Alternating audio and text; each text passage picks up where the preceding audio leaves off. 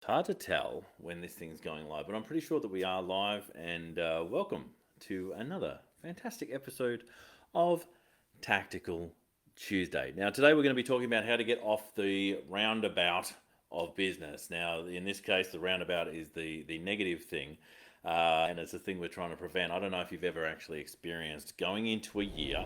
We're just going into 2022, and you're looking at your planning and you notice, hang on, the things that I'm planning around sound really familiar. And surprise, surprise, they're familiar because they're the same things you did planning on the year before and the year before that. Now,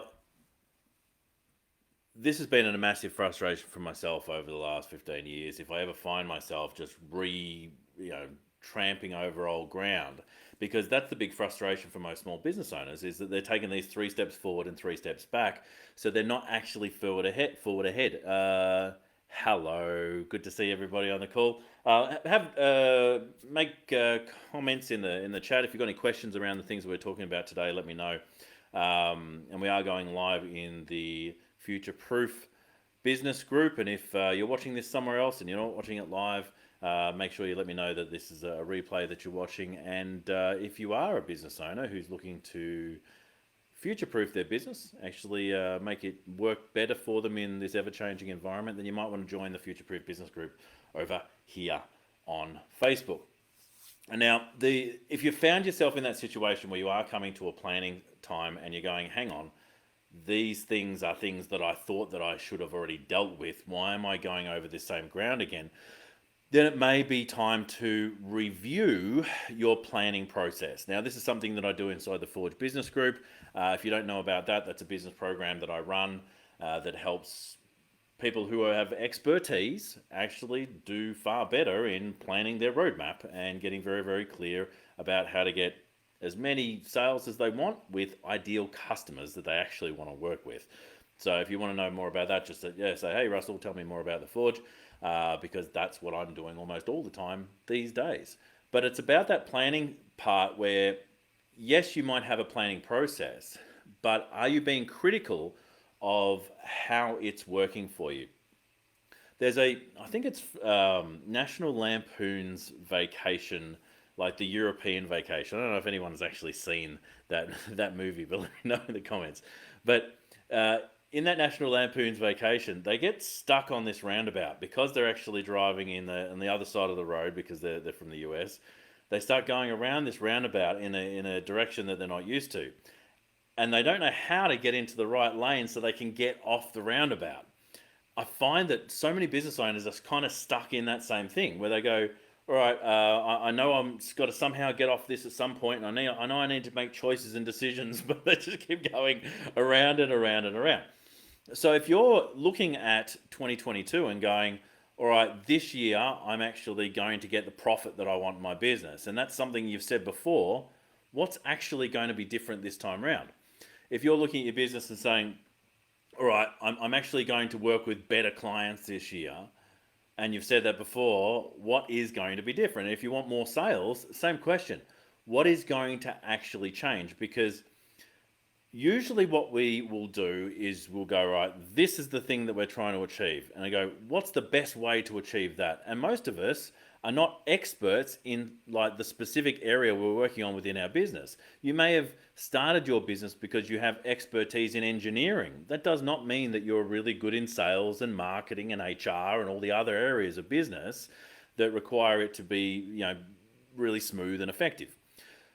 So, why are you going to go, all right, number one, that's the outcome I want? It's easy to achieve outcomes because if we're looking at outcomes, we go, all right, what's the problem that we're experiencing and what do we want different? That sort of stuff, that strategic, all right, we want to go from here to there, is something I think most business owners can do because they're all pretty smart and that part's straightforward. But the how do we do that is really where the trick comes in. So a person will say, oh, we're going to make a SMART goal, and that's a pet peeve of mine. I won't even talk to you too much about SMART goals in this one. But we're going to make a SMART goal to go from here to there. We're going to increase our sales by 20% or whatever. And then they go, right, well, we're going to do that. How? A lot of the time they don't even have a how. They just create some goal, which means absolutely nothing. But let's say that they take a step further and they go, all right, these are the steps that we're going to do. And they'll go, right, well, we're going to start a podcast. Well, why are they going to start a podcast? Because they've seen other people starting a podcast and they seem to be getting a lot of interaction. Okay, great. How many of those people who are starting podcasts are getting sales? Now, I'm not bagging podcasts. The process of having a podcast can be really, really valuable. But the process of using a podcast to get sales is very different than having a podcast that just gets engagement. They're two completely different strategies. And so why are we choosing this strategy to achieve this outcome? Is it because it leans into our strengths? If it does, that's probably a positive thing. Is it something we've never done before that we have no expertise in? It's probably not a good thing, right? And so specifically, how do we know that the thing that we're going to do is going to get us the result that we're going to get? Most business owners look around and they see someone being successful and they go, if I emulate that, then I should be successful as well. But that's not how it works, because each of you have innate strengths. You have things that you're really good at, and you've got innate weaknesses, which is things that you're just not naturally good at. And so if you're looking at someone else's strengths and going, this person does a live every single day because they really love it and they love talking to camera and they love getting engaged with people through that lens, and they're like a fitness junkie that can't go a day without doing fitness, they can't go a day without communicating with someone through a video. If that's not you, then why would you think you're going to be as successful as the person who's doing that in your strategy? Because it's going to be painful for you to do it. You're going to lean away from it rather than lean into it. It's not going to be a thing that's going to draw you to it. It's going to be a thing that's like you have to do rather than a thing that you want to do. And so ultimately, that's a bad strategy to select. So you need to know why you're selecting this strategy and this tactic to actually get you from where you are to where you want to be. Otherwise, what ends up happening is you'll go around the year or you'll go around the month and you'll end up not having moved because you've gone and you've tried something. And I used to do this all the time, and this was so frustrating. You go and try something in a year, you don't get the result you want, and you're back at square one again.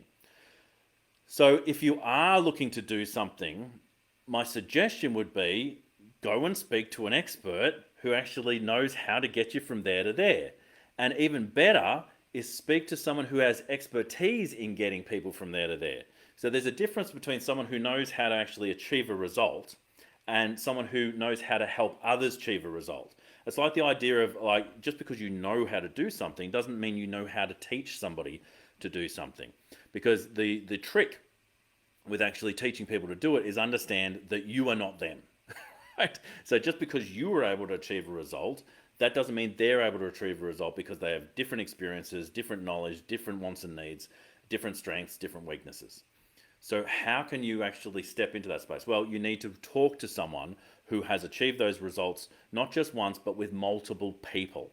And so that way you get a sense that they do know how to actually adapt what they do to the different ways that people work. All right. So number one, if you're looking at your plan and saying there are things on this plan that were there before, now is the time to review, why is that? Is it because I'm just experimenting and I'm just spinning my wheels experimenting? Do I need to actually go and speak to someone who is an expert in not just achieving this result, but teaching people how to achieve this result? And then, do I know specifically how the things that I'm going to do are going to get me there? Because it's nice knowing that I'm going to start a podcast, let's say that was the example, but how are you going to start a podcast that's going to give you that result? And there's this nice one in the background too. So if we're designing our businesses, it's always good to be thinking about, why are we designing our businesses this way? There are so many ways to make money. There are so many different types of business models that you can make money. But the biggest question that you can ask whenever you're doing any of that design is this the business that I want? You know, do I want to be doing a live every day? Do I want to be doing a podcast every week? Do I want to be speaking to people conversationally? Do I want to be sitting behind a computer, not speaking to anybody, and just doing math? Because basically that's an e-commerce business. Gives you the freedom you want, but you need to be on the mat. It's almost like the share market. You need to be constantly on that, with, as in a day trading, right? That's what e-commerce is day trading. So you need to be that sort of person who loves the analytics of it all, loves the pulling it apart, the numbers, and how to improve incrementally those conversion rates and how to move people from one place to another. So, or if you're like me and love teaching and love taking people from one place to another and love taking it from a principled point of view so that the principle you apply can be applied in different ways that actually suit the people's strengths, then that might be a way for you to do what you do. But you've really got to look at your business design. How do I want to achieve this goal? Is it in alignment with the lifestyle that I want? Because you literally can have whatever you want. So the question is, what do you want? All right. So if I go, all right, well, the lifestyle I want is to be a business that runs without me. Fantastic. If you want a business that's going to run without you, you're going to step back from it, then the things that you need to design can't rely on you. Right? Very simple example. Or the flip side of that, I want a business where I'm involved in speaking to clients. All right, fantastic. So let's have a conversational model rather than going, all right, well, how am I actually going to get courses that sell automatically through a funnel? It doesn't make sense, because if you love speaking to people and you're actually designing a business where you're trying to remove that piece from the equation, then it's not going to be in alignment with the things that you want and you're going to lean away from stuff. So what sort of lifestyle do you want? What business is going to support that? And at the end of the day, what are the things that you need to do to achieve that business? And why is this tactic the one that you're choosing to make that happen? And if you don't know, if there are questions, then you're going to want to ask those questions of people who know. So you speak to people, ask them how it would work in your world. One of the things that we're doing is on Thursday this week, we've got a planning session, which is about how to make the best of your year 2022. And so you may have already done planning. This is going to be a nice additional piece on top, because it'll help refine your plan and say specifically how are you going to use this thing that you're going to do. Specifically, why are you doing this version of the plan versus another? Because sometimes you can ask simple questions like, all right, I'm going to do this thing. We're going to go this way. All right, so that's the way we're choosing. Let me ask some contingencies. Is there a faster way to do that? Is there a cheaper way to do that? Is there a better way to do that? Is there a way to do that that doesn't involve me? Is there a way to actually go beyond that? That's the SMART goals thing that actually puts a net around the goal, and it means that at the end of the day, you're restricted by that goal. There might be an intention like, I'm going to increase my sales, and it's like, all right, well, how am I going to increase my sales? Because it's all nice and well to say I'm going to increase my sales by 20%, but it makes no difference to say I'm going to increase them by 20%, or whether you say I'm just going to increase them by 1,000% if you don't know how. All right, so get that advice. Come to the planning session. If you are interested in the planning session, let me know. Just raise your hand and say, yeah, I haven't seen the link or anything like that. Let me know about that. I've also just finished the workbook for that session. So if you are interested in the workbook so that you can do some of those pieces yourself, then let me know in the comments here. I'll shoot that workbook through to you. It'll ask you some questions that are going to make it clearer as to where your focus should be in 2022. Until next time, stay passionate. If you've got any questions, make sure to ask them in the comments. I always come back and respond to them. And I'll see you on the next one. Bye for now.